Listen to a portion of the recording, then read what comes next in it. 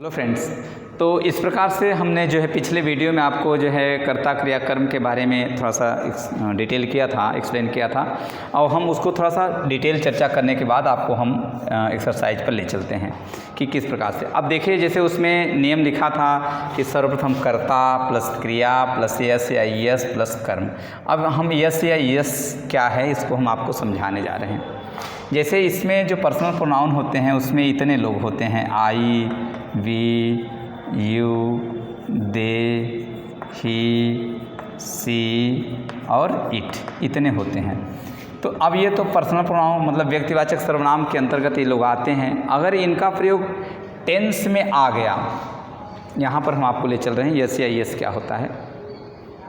तो यदि इनका प्रयोग आप टेंस में, जैसे अनुवाद कोई है और अनुवाद में ये प्रोनाउन आ जाते हैं आई, वी, यू, दे, तो जो प्रेजेंट इंडेफिनिट का रूल्स है वो इनको दो श्रेणियों में विभक्त कर देता है। अब आप समझिए, मतलब जैसे आप टेंस अनुवाद को हल करने जा रहे हैं तो अब उसमें जो छोटी सी जो चीज़ें हैं, कहीं कहीं स्टूडेंट जो होता है वो यस या यस को लगाने में गलती कर देता है, कैसा करता है उसको समझने में गलती कर देता है, तो कैसी क्रिया होनी चाहिए इसको समझने में गलती कर देता है। तो इसी प्रकार से जो एक्सरसाइज होते हैं, मतलब प्रतिदिन का जो रिवीजन करने का जो तरीका होता है उसमें स्टूडेंट कन्फ्यूज हो जाता है और अनुवाद को जो है वो छोड़ देता है, नहीं करना चाहता है, उससे दूर होने लगता है। तो इसलिए सारे जो इंटरेस्टेड चीज़ें हैं, सारे जो इंटरेस्टेड थिंग्स हैं उस पर हम चर्चा करते हैं, एक एक चीज़ों को चर्चा करेंगे। अब इसी एग्जाम्पल को मैंने अभी जो है इसके पिछले वीडियो में जो है मैंने चर्चा किया। अब यहाँ पर ये अनुवाद, suppose that you have to solve this sentence, you have to translate this sentence into English, so you have to know what are the rules of changing Hindi sentence into English sentence. So you have to know the rules of the translation. So here you are using I, we, you, they. I have made first category of singular number and second category of plural number. I have made क्या कहते हैं, I, we, you, they are in number 4 and he, she, it, they are number in 3. तो इस प्रकार से आप देखते हैं एक की संख्या हो जाती है 4 और एक की संख्या हो जाती है 3। तो आप ये देख सकते हैं कि अंग्रेजी का जो नियम है, अब जो प्रेजेंट इंडेफिनिट टेंस की बात करते हैं, अभी दूसरे टेंस में आप प्रवेश करेंगे, दूसरा रूल्स वहाँ पर लागू हो जाता है। तो जो कम होता है उसको हम कहते हैं सिंगुलर है, एक वचन है, और जो ज़्यादा है उसको हम कहते हैं प्लूरल है। ठीक है, इसमें नियम है कि जैसा कर्ता वैसी क्रिया। टेंस का जो एक क्या कहते हैं सैद्धांतिक विचार है, उसमें ये होता है कि जैसा कर्ता वैसी क्रिया, मतलब कर्ता के अकॉर्डिंग जो है क्रिया का प्रयोग होगा, क्रिया अपने मन से नहीं आएगी। तो अब आप ध्यान दीजिएगा कि जो नाउन होते हैं उसमें यस या यस आप जोड़ेंगे तो हो जाएगा प्लूरल। क्या हो जाएगा? प्लूरल। और जो वर्ब्स होते हैं उसमें यस या यस जब आप जोड़ेंगे तो उसमें क्या हो जाएगा? सिंगुलर। आप इस अंतर को जानते रहिए। मैंने चर्चा किया कि जब किसी नाउन में यस या यस जुटेगा तो वो क्या हो जाएगा? प्लूरल नंबर हो जाएगा। कुछ ऐसे होते हैं जो एक वचन और बहुवचन दोनों समान होते हैं, लेकिन अभी जो जनरल कॉन्सेप्ट है, जो साधारण विचार है, उस पर हम चर्चा कर रहे हैं। तो इसमें जो है वो क्या हो जाएगा? प्लूरल।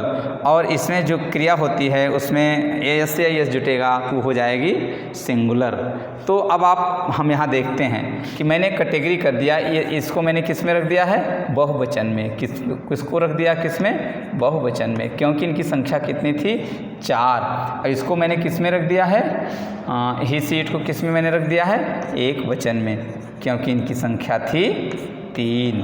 तो 3 वाला क्या होता है? कम, कि 4 वाला कम होता है? 4 वाला ज़्यादा होता है, 3 वाला कम होता है। तो ज़्यादा वाले को मैंने बहुवचन कहा और कम वाले को मैंने एक वचन कहा। अब आइए अनुवाद की बात करते हैं। जैसा कि प्रेजेंट इंडेफिनिट में हम चल रहे हैं। अब यहाँ ही की अंग्रेजी खोज लो, वह की अंग्रेजी क्या होगी, ही। जैसा कि नियम है सर्वप्रथम कर्ता प्लस मुख्य क्रिया। मुख्य क्रिया का मतलब मैंने बताया है, उसमें पार्ट्स ऑफ स्पीच में मैंने चर्चा किया है।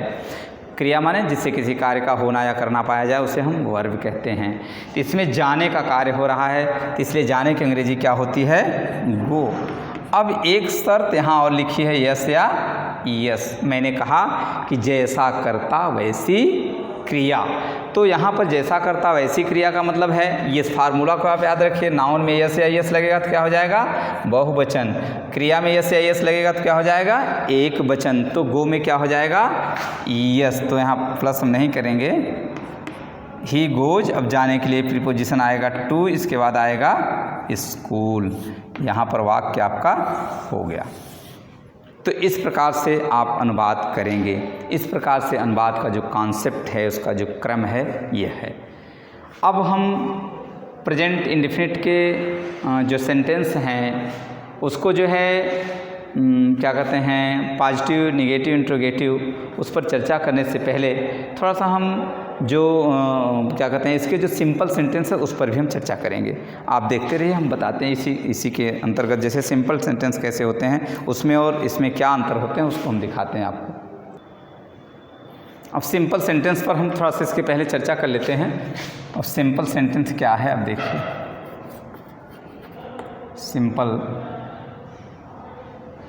सिंपल प्रेजेंट पर चलते हैं।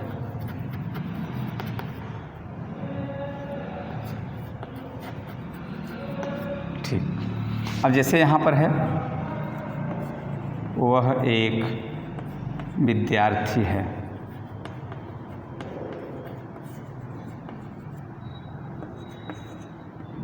तुम्हारे पिताजी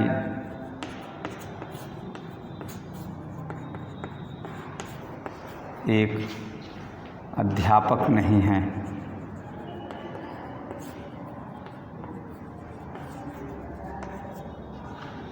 तीसरा है, क्या माताजी बीमार हैं?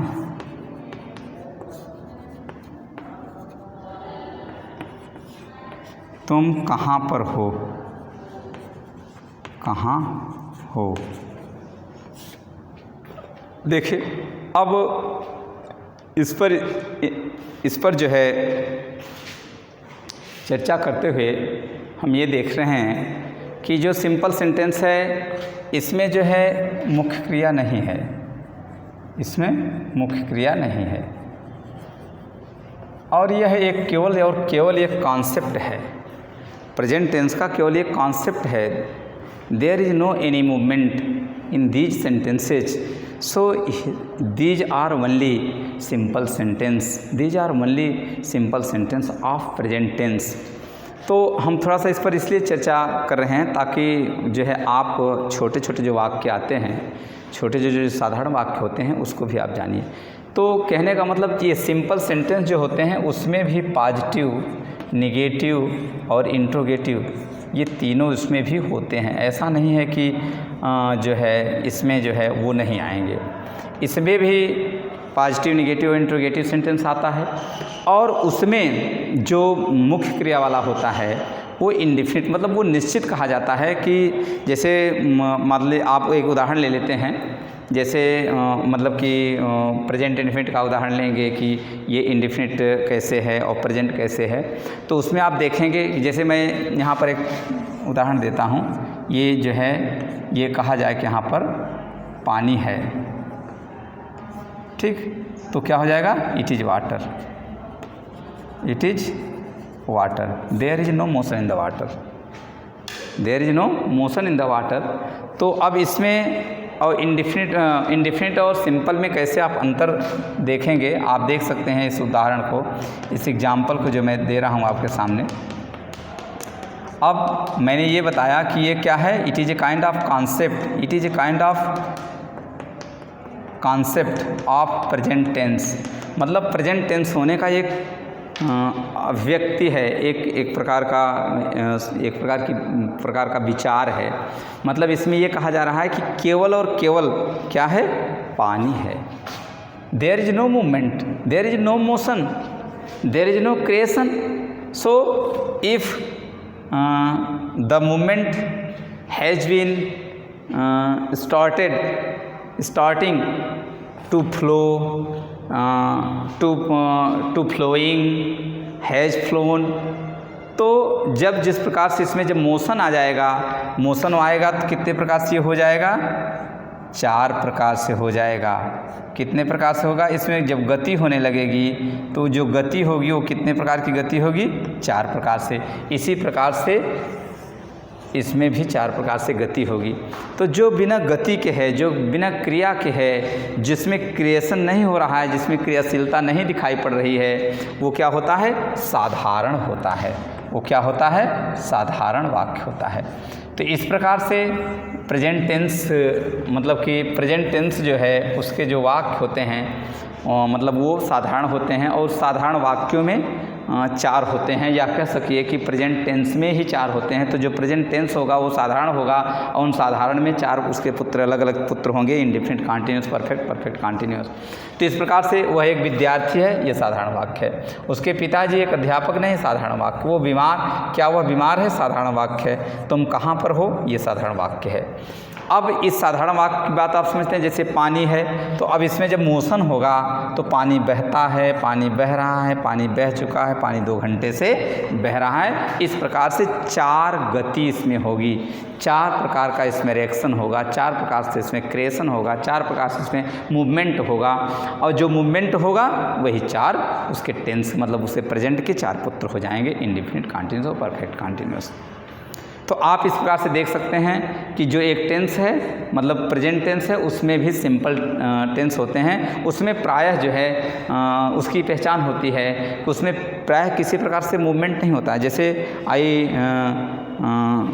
से that it is only chalk, there is no movement in the chalk. So it writes, it is movement. So it is writing, it is movement also. So it has written, it is movement also. So it has been written since morning. मतलब कि ये सुबह से लिख रही है, लिखती है, लिख चुकी है, लिख रही है. ये क्या है? ये मूवमेंट है. तो इस प्रकार से सिंपल सेंटेंस में मूवमेंट नहीं होते हैं. तो हम इसको थोड़ा सा हल कर रहे हैं, आप देखिए.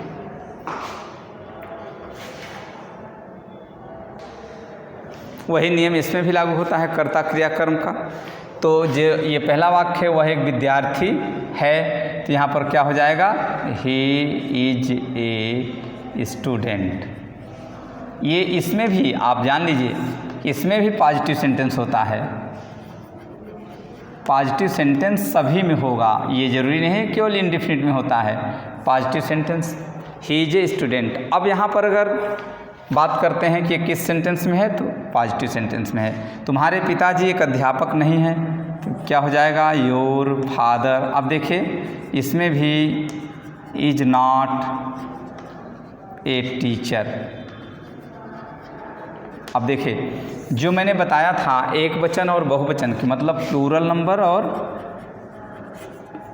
नंबर और सिंगुलर नंबर की बात मैंने किया था इंडेफिनिट में, अभी चर्चा करेंगे. तो प्लूरल में क्या होगा? आई, वी, यू, दे. ठीक है, या प्लूरल नंबर जो भी नाउन आएंगे. अब इसके बाद एक और था सिंगुलर नंबर. सिंगुलर नंबर में था ही, सी, इट. ये 3 जैसे जो रेशियो था, जो मैंने बताया कि सिंगुलर नंबर और प्लूरल नंबर का जो मापदंड है वो यहाँ पर भी लागू होगा. ऐसा नहीं कि यहाँ नहीं लागू होगा, उसको हम आपको दिखाते हैं. देखिए जैसे यहाँ पर लिखा है your father, it is indicating only singular number. Your father, he is only 1. So there it is used he is. यहाँ पर इज का प्रयोग किया गया है. जैसे अगर ये होता कि मैं एक विद्यार्थी हूँ, तो अब यहाँ पर ही का आई के साथ क्या होगा? यम, आई एम ए स्टूडेंट. तो इस प्रकार से आप जानते रहिए. जैसे तुम एक विद्यार्थी हो, अब यहाँ पर देखिए यू के साथ जो यहाँ पर प्लूरल नंबर के कैटेगरी में इसको रखा गया है, तो इसके साथ यहाँ पर क्या होगा, यू होगा। यू के साथ इज नहीं होगा, यू आर ए स्टूडेंट। अब देखिए यहाँ पर सिंगुलर नंबर और प्लूरल नंबर की जो बात है वो लागू रहेगी। ऐसा नहीं कि इसमें जो साधारण वाक्य है तो उसमें वो लागू नहीं होगी, ऐसा नहीं हो सकता। तो इसी प्रकार से क्या माताजी बीमार हैं, माताजी अर्थात एक वचन तो यहाँ हो जाएगा is the mother ill, is the mother ill. अब इस प्रकार से देखिए ये सहायक प्रश्नवाचक है। सहायक प्रश्नवाचक और नकारात्मक और सहायक प्रश्नवाचक, इस पर हम चर्चा करेंगे, इसके नियम को बताते हैं। जैसे तुम कहाँ हो, ये मुख्य प्रश्नवाचक है तो हो जाएगा वेयर आर यू, ये अनुवाद हो गया। तो आपने देखा कि ये बहुत साधारण, जिस प्रकार से इसका साधारण वाक्य नाम है उसी प्रकार से बहुत साधारण है। तो अब इसको हम ये उम्मीद करते हैं कि आप जो है इस साधारण टेंस को भी आप समझ गए होंगे।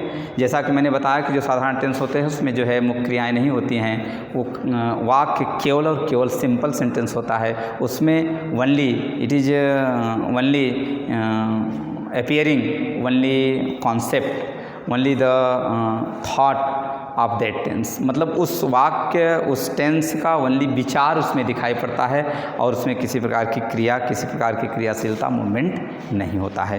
तो इस प्रकार से हम ये उम्मीद करते हैं कि आप जो है सिंपल टेंस को, ऐसे प्रत्येक टेंस में है, हम प्रत्येक टेंस में चर्चा करेंगे, पास्ट में भी है, फ्यूचर में भी है।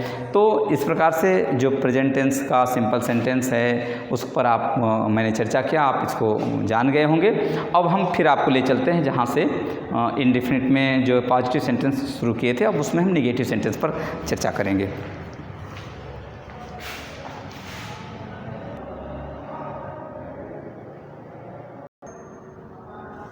अब हम जो है प्रेजेंट इंडेफिनिट टेंस के नेगेटिव सेंटेंस पर चर्चा करेंगे। आप देखिए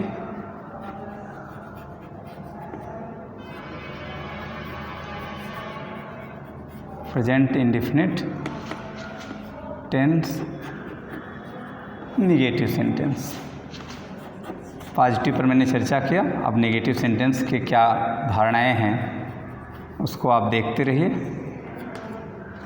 अब जैसा कि आप जानते हैं कि जो सहायक क्रिया है वो वही सहायक क्रिया रहेगी तीनों सेंटेंस तक, डू और डच। और इसके बाद इसमें नियम क्या है, नियम है सर्वप्रथम कर्ता, ये बार बार आएगा, प्लस सहायक क्रिया। अब इसमें देखिए कॉन्सेप्ट बदल रहा है, प्लस मुख्य क्रिया का फर्स्ट फॉर्म, मुख्य क्रिया का फर्स्ट फॉर्म,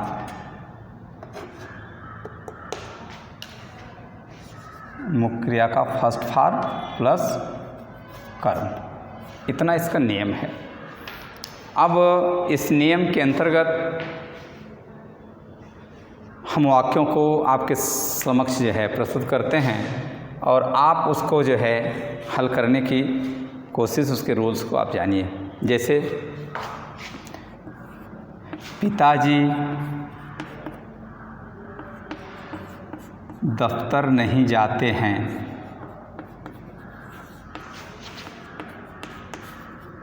पिताजी दफ्तर नहीं जाते हैं। दूसरा, मैं कभी नहीं झूठ बोलता हूँ, मैं कभी झूठ नहीं बोलता हूँ।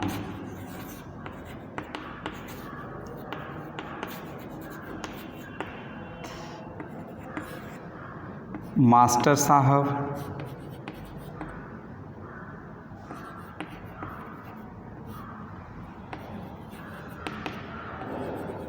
कब पढ़ाते हैं।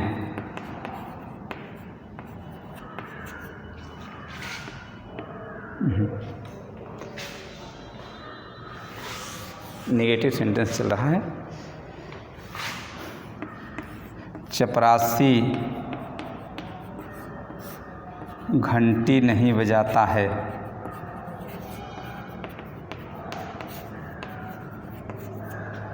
ठीक, अब आप इसको हल कर रहे हैं, आप ध्यान दीजिए।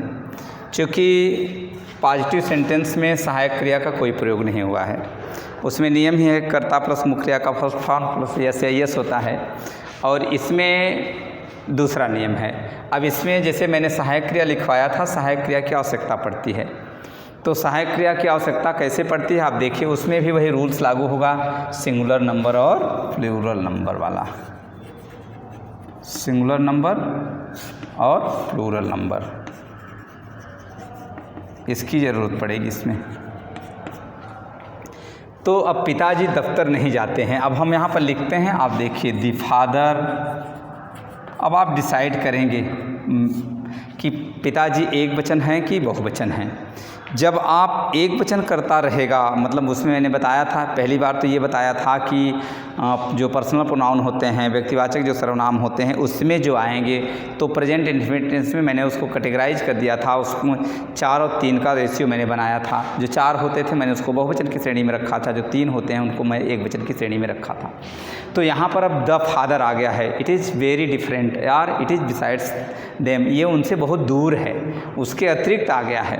तो अब द फादर को आप क्या करेंगे, it is a general concept of thinking, ये विचार करने का एक सामान्य कॉन्सेप्ट है, विचार करने का सामान्य कॉन्सेप्ट है। वो क्या है कि क्या है, सिंगुलर नंबर है, क्या है, singular number. So it is written here does, एक वचन के साथ क्या होगा, does, the father does not. अब जब यहाँ पर डज नॉट और डू नॉट का आपने प्रयोग कर दिया तो ये इसको इंडिकेट करता है कि मुख्य क्रिया में यस यस यस यहीं आ गई। अब जो सहायक क्रिया, एक वचन की सहायक क्रिया लग गई तो there will be no use of yes या yes in the first form of the verb. So पिताजी दफ्तर नहीं जाते हैं, the father does not go to the office. ये निगेटिव सेंटेंस का रूल्स है, निगेटिव सेंटेंस का कॉन्सेप्ट है। तो इस प्रकार से आप देख रहे हैं कि निगेटिव सेंटेंस कैसे बनाया जाता है। तो निगेटिव सेंटेंस का यही कॉन्सेप्ट है कि सर्वप्रथम कर्ता प्लस सहायक क्रिया प्लस नॉट प्लस मुख्य क्रिया का फर्स्ट फॉर्म प्लस कर्म। तो अब सारी चीज़ें जो आप टेंस में पढ़ रहे थे वो सारा बर्डन आपका धीरे धीरे हल्का होता जा रहा है। जैसा कि अभी मैंने जब चर्चा किया, पिछले वीडियो में मैंने चर्चा किया कि टेंस ऐसे होता है, टेंस एक प्रकार का कॉन्सेप्ट है जो क्रिया के 3 रूपों को मॉडिफाई करता है। तो ये बहुत लेंदी समझ में आ रहा था, तो लेंदी समझ में आ रहा था, लेकिन जब इसको धीरे धीरे इसका वर्णन आप करते जाएंगे, एक एक करके वर्णन करेंगे तो ये बहुत ही सरल हो जाएगा। तो इस प्रकार से कहने का तात्पर्य है कि अब देखिए, जैसे उसको जब कैटेगराइज कर दिया गया, मतलब एक टेंस के 3 टेंस हुए, 3 टेंस के 4 सेंटेंस हुए। अब एक एक सेंटेंस को आप जब सेपरेटली यूज करोगे, उसको इंडिविजुअल मतलब व्यक्तिगत रूप से उसको एक एक टेंस का जब आप प्रयोग करेंगे तो वो बहुत ही सरल हो जाएगा। तो अब जैसे हमने अभी पॉजिटिव सेंटेंस की चर्चा की, आपको पॉजिटिव सेंटेंस में जो मैंने बताया आपको वो बहुत सरल तरीके से बताया। अब आप उसको अगर याद कर लिए होंगे, उसको अगर उस रूल्स को आप लिख लिए होंगे, उससे रिलेटेड एक सेंटेंस का आप प्रतिदिन यूज करेंगे तो it will be not burden, ये तब क्या बोझ नहीं होगा। इट विल बी नॉट लेंदी, ये लेंदी नहीं होगा। इट इज़ नॉट डिफ़िकल्ट, ये कठिन भी नहीं होगा। अब हम एक एक सेंटेंस को देखें। अब चूँकि देखिए, जो प्रेजेंट टेंस का जो सेंटेंस है वो हमारे आपके दैनिक जीवन में भी प्रयोग होता है, तो इसलिए आप प्रेजेंट टेंस को थोड़ा सा स्लोली जो है डिटेल, मैं उसका धीरे धीरे डिटेल कर रहा हूँ, आप देखते रहिए। तो उसको और इसको जो है अपने परिवार में, इष्टजन के साथ, ऑफिस में, दफ्तर में, लोगों के साथ आप इसका प्रयोग किया करिए। जब आप प्रयोग करेंगे तो वो सेंटेंस आपके जुबानी जो है आपको याद हो जाएंगे, और जब याद हो जाएंगे तो आपकी जो अंग्रेजी वो फर्राटेदार आप बोल पाएंगे, बहुत बेहिचक आप बात करेंगे, लोगों से बात करेंगे, ऑफिस में दफ्तर में बात करेंगे, रिश्तेदार नातेदारों से बात करेंगे।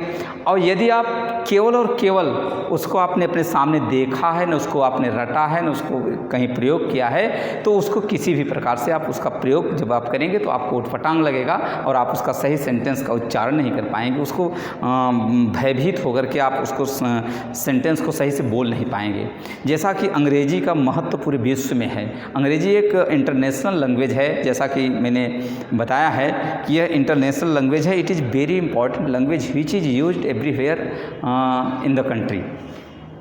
are all over the world. It is used all over the world. So the people of the country like to speak, like to use English language. Why? It is prestigeful language.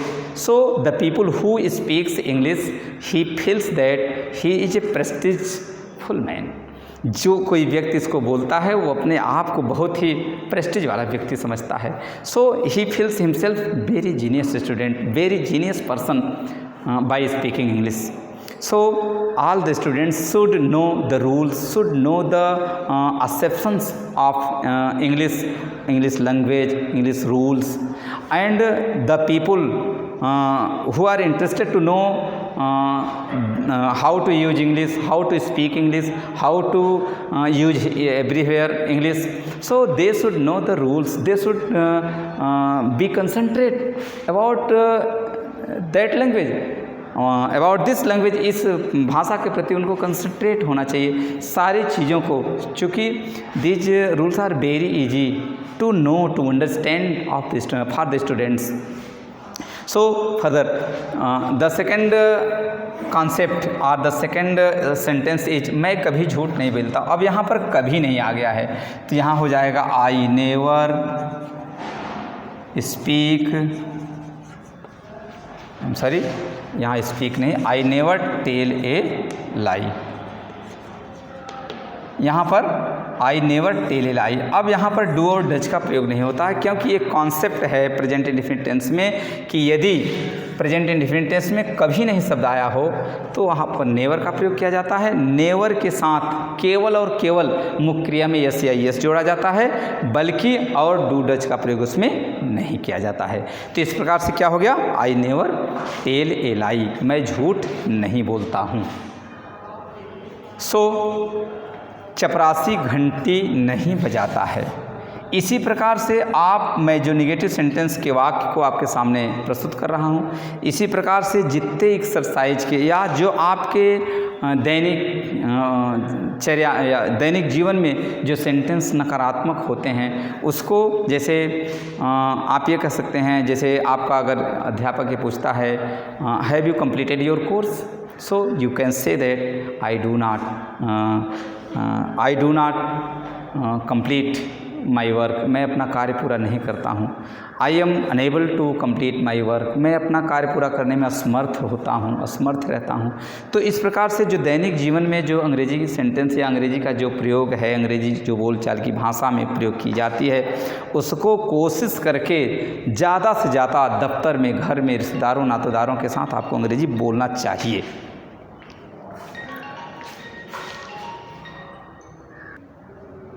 तो इस प्रकार से दैनिक जीवन में जो हमारे आपकी बोलचाल की जो अंग्रेजी है उसको भी हमें आपको जो है शुद्ध जो है, करेक्ट जो है उसका यूज करना चाहिए. और जो है उसको कई बार यदि आप घर में, परिवार में, दफ्तर में आप उसको प्रयोग करेंगे तो वो अपने आप आपके ज़ुबान पर जो है वो रुक जाएगी, आपके ज़ुबान पर वो निहित हो जाएगी और आप उसको जब बोलना चाहेंगे, जैसे आप कहते हैं may I come in sir, आप इतने आराम से बोलते हैं, there is no any, you don't feel in the hesitation, you don't feel hesitation by speaking, by taking the permission to your teacher. आप अपने अध्यापक से परमिशन लेते समय बेहिचक से आप कहते हैं may I come in sir. Why you are using this sentence daily, आप इस सेंटेंस को प्रतिदिन प्रयोग करते हैं, इसलिए क्या करते हैं, इसको बहुत अच्छे से फ्लुएंटली आप बोल लेते हैं. तो आप देखिए उसके अंतिम क्या कहते हैं, नेक्स्ट सेंटेंस जो है चपरासी घंटी नहीं बजाता है. तो यहाँ क्या हो जाएगा, द प्यून. प्यून के बाद क्या होगा, इसमें लिखा है कि सर्वप्रथम क्या होगा, सर्वप्रथम मुख्य क्रिया plus helping verb plus not plus first form plus कर, मतलब सर्वप्रथम कर्ता हो गया, इसके बाद सहायक क्रिया है कि अब द प्यून को आप कंसीडर करेंगे तो क्या हो जाएगा, एक वचन, इसलिए यहाँ क्या हो गया, डज नॉट. अब रिंग द बेल, अभी जो है इसमें आप देख सकते हैं कि यहाँ पर ये एक वचन था इसलिए डज नॉट आ गया. अगर यहाँ पर आई भी उद्योग होता या कोई, जैसे यहाँ द प्यून्स, तब डू नॉट हो जाता. चपरासी घंटी नहीं बजाते हैं, ये सभी चपरासी के लिए हो गया, तो चपरासी क्या हो गया, बहुवचन हो गया. जब बहुवचन हो जाएगा तो आप क्या करेंगे, वहाँ पर डू नॉट का प्रयोग करेंगे.